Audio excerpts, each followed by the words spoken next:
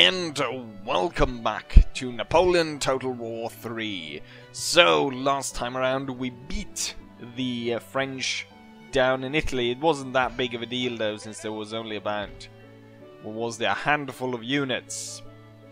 This time, however, we're going against the Bavarians. They have a little bit more, but so do we.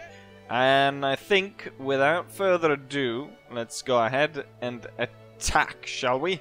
Mack, the commander of the Austrian army, is going to attack. Vorbereiten! So, we're quite heavily favored to win this one compared with facing off against the French. So I have about 2,700 men versus 1,000 Bavarians, most of which comprise of these smaller Jaeger companies, which they have tons of. But we'll still fight this fight, so without further ado, let's go ahead and take, or no, sorry, not take, liberate Munich, so they can pay me. Right, and so here we are on the field of battle. I realized you can zoom quite far up through here, so we almost get like that tactical view you have in Rome too. I'm not entirely sure. I guess they have that in all the newer Total Wars. Not that it's specifically useful, or particularly useful, I should say. But I think it's an interesting view because you never really see Napoleon in that way. Anyways, what we can see from up here is, well, the Austrians, no, the Bavarians start over here. We've got a town on this side, and we've got forested areas here, here, one going sort of through here, and one up here. And then we got a road going through, but the road is mined, so you can see if you look really closely. Oh, we zoomed in on the wrong area. Let's zoom in here. Okay, so it doesn't actually zoom that far. Right, but there's a bomb right there. Let's go back down to normal view. So what I've done is put the infantry into one brigade right here, with 3 regiments in front. So we've got the infantry regiment number 3, Herzog Karl, and then in the center it's the Dutch Meisters, the number 4th Dutch Meisters, and then Kaiser Franz II, and then in the back we've got a unit of grenadiers. And this time around, I'm not going to let my cannons get destroyed so easily. So they're followed by a unit of Grenzers. So we'll follow the cannons. The best view, I decided, was on this hill right here. Now the enemy kind of gets cover back here, but I imagine that the enemy will move, either hold on the hill or move towards the forest. So we'll see that. And then finally I also have, now I've got my own Karl Max Cuirassier regiment. So we've got 1 heavy cavalry regiment, and with this one I'm pretty sure I will be able to sweep away every single one of those small Jaeger companies. With that said, let's go ahead and start the battle. Oh yes, I will get reinforcements as well. So we'll make good use of that as well. Or I guess, since these guys maybe not make really good use of them, but what we will do is we'll be able to, I guess, move column on the road. So we get another Cuirassier regiment, so we got 2 of them. So now I know why I was set to win. Because the enemy's got no chance on us. And so far... Oh yeah, last time around I said that I would hold a bit to let the Bavarians, or the enemy, really start setting up their attack and so forth. But it actually looks as though the enemy is moving without me having to hold my position, or at least some of them. I guess I should have holded a bit longer for these guys. You know, maybe I should have done that, but I guess what I could do is I could just stop everything right here, and then, you know, or get into position, or closer into position, and then see as they move forwards, and then we'll jump back into when the enemy has actually woken up, as it were. I can fiddle around with the reinforcements turning up and get them into play. So I'll guess I'll see you guys when the Bavarians have woken from their slumber. Right, there we are. The Bavarians have woken up and are moving up to the front. Time for us to roll and go. The infantry brigade will advance. Now the fight is going to take place in the forest. So if I'd continued my advance, I'd probably actually be in the forest at this point. So that's a bit unfortunate. Let's see if you guys cannot run and just walk. If you can halt right there. They were all starting to run. Thing is, they get tired quite quickly in this mod, so we don't want that. I think they're just trying to catch up with each other, but I don't want them to run too much, as they'll get tired. Pretty great artillery spot.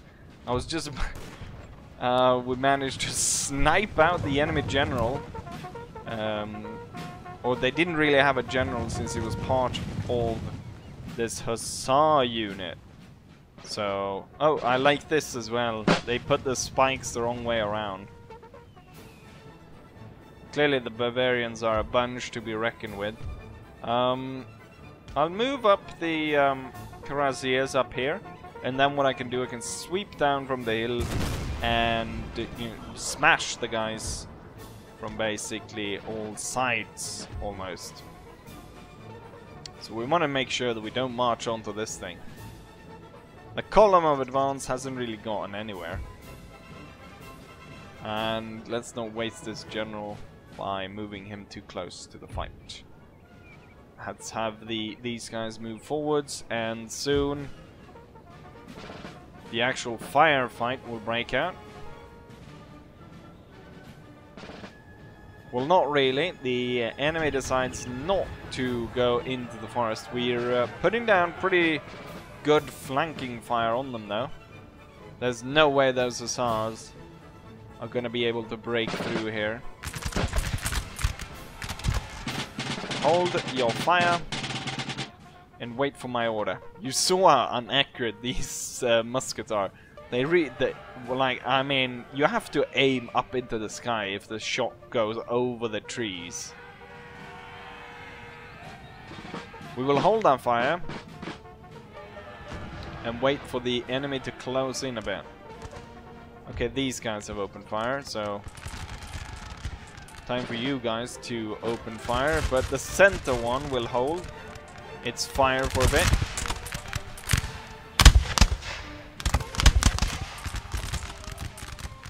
It's a forested area, so oh, bastard regiments turn up out of nowhere. Open fire upon them. Blast them. The Löwensteins and the Pioneers. But these guys are firing. We don't want them to fire. And let's have these guys open fire. Have the Grenzers turn. And then fire in towards the forest. The enemy seem to be doing a mad dash into our fire. And they're gonna pay the price for it. Let's send forwards the generals who can support. Yeah, the hussars are not gonna be able to push through this line. They were able to kill a few men, but it's not gonna get any better than that. Once the Grensers are ready to set up, we can see the enemy already faltering. Might be time to turn the line over here. Right, so now they're completely, almost surrounded, not really completely surrounded, but they're surrounded in a sense. Well, they can march down the road and run away that way. So these guys, these smaller Jaeger companies are actually holding. But not for long though. Oh, we've actually lost quite a bit of the cuirassiers due to cannon fire, I imagine. But I will line them up and prepare to charge down here and just sweep these guys away. Don't like that we're getting fire from back here, so we can send the grenadiers over. See about dealing with them.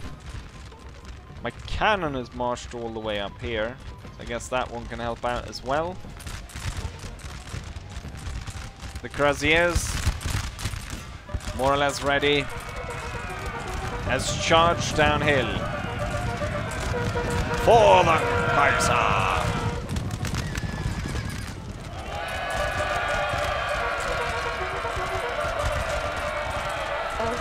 The enemy's breaking. Continue forth. Rout them. A lot of these other are holding quite strong. But soon enough, I'm pretty sure my cuirassiers will be able to go just straight through all of this. Right, hold your fire and start to advance. Okay, I want everyone to advance. We don't want to fire on our own men. Tell the cuirassiers to actually start chasing the enemy now. Charge! Bayonets, gentlemen, bayonets! Let's clear this forest.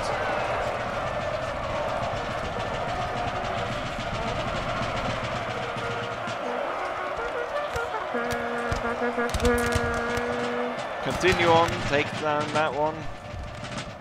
Glorious victory, sir, is soon to be yours.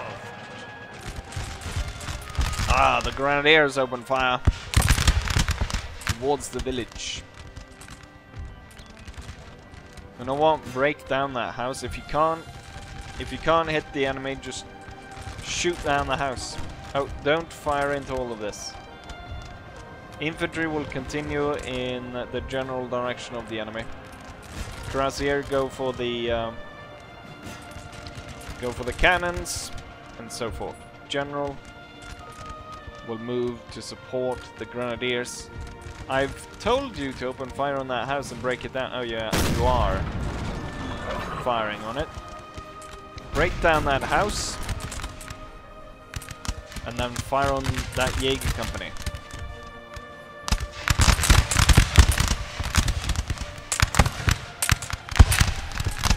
Grenadiers holding strong. They're fighting a small unit though. That's guarding this lamp post or whatever it is.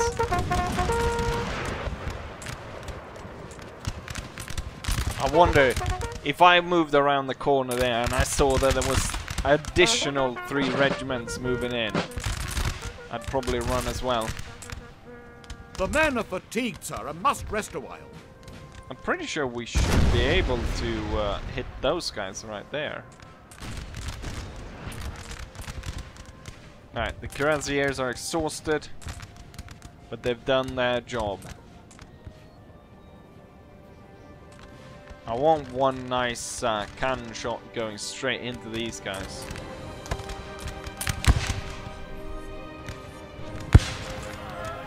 Oh!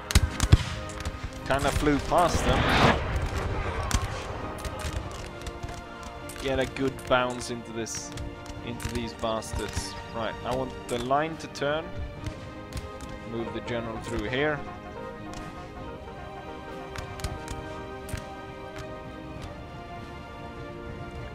There was one... there are a few smaller regiments out there, companies.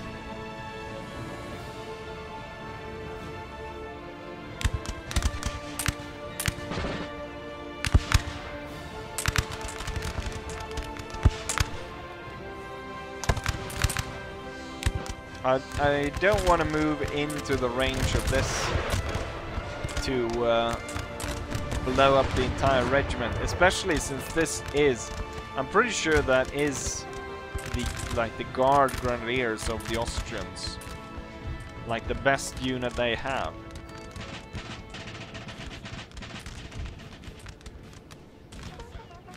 And there's another small unit over there. I think if we just hold here, they should be able to rout these guys. Oh, the bloody cannons are back. The general died, but they're still fighting on. It is their home territory, so I guess I guess that's why. See if you can blast that house there. It is just a small 6-pounder gun, though. I believe, yes, 6-pounder. Continue on, chasing these stupid small units. Oh, the Grenzers just took a hit.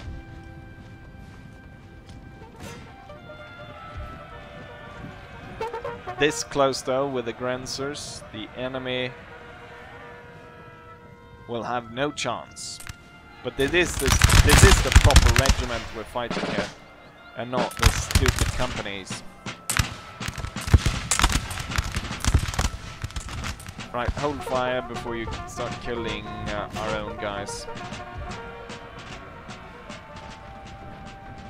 And with that, we're not really done yet. We've got one smaller unit over there of 27 men, and then we got this shit unit right over here, which somehow is still fighting on. Right, move through and blast these guys. Hiding behind the house. Move there and then start opening fire on them. Right.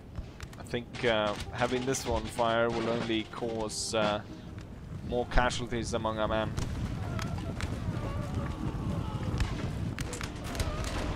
We're losing quite a bit of troops there. It might have been better just to charge.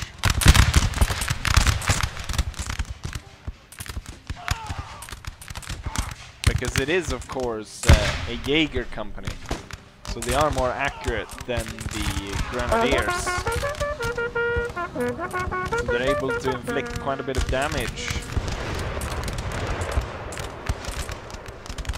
The battle should be over here at this point. There we go. The battle is won. And I am victorious. Quite high casualties on our side, though, I think.